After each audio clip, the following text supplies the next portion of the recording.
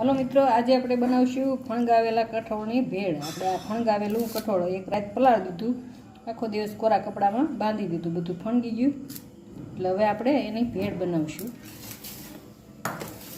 આપણે આ બધું શાકભાજી લીધું છે, કાકડી ઝીણી કટિંગ કરી લીધી છે, કાંદા કટરમાં બીટ કટર કર્યું છે, ગાજર, કાંદા, ટમેટા અને આપણે આ મરસી છે, 4 મરસીની ઝીણી કટકી કરી છે અને આપણે આ ધાણા નાખશું।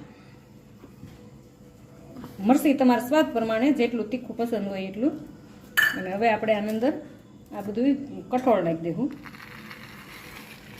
હવે આના માટે આપણે બધા મસાલા કરી નાખીશું। આપણે આ મસાલા અંદર આમાં છે ચાટ મસાલો 1 ચમચી, 1 ચમચી સંસળ પાવડર, 1 ચમચી લાલ મરચું પાવડર,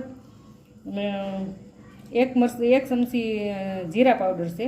હવે આપણે આ મસાલો નાખીશું એમાં સ્વાદ પ્રમાણે। અને હવે આપણે એમાં લીંબુ નીચવી દેવું। લીંબુ આપણે મોટા છે એટલે 2 નીચવીશી, પછી તમારે સ્વાદ પ્રમાણે। હવે આપણે આ બધું મિક્સ આવી રીતના કરી દેવું। જો કેટલી મસ્ત બની છે, બાળકોને લંચ બોક્સમાં, રોઢે નાસ્તામાં બહુ જ ભાવશે। એકવાર બનાવજો જરૂર। પસંદ આવે તો શેર કરજો, લાઈક કરજો, સબસ્ક્રાઈબ કરજો। જોતા જ ખાવાની મન થાય એટલી મસ્ત બની છે ભેળ। જો કઠોળની હવે આપણે બધું મિક્સ થઈ ગયું છે, આપણે સર્વ કરી દેવું।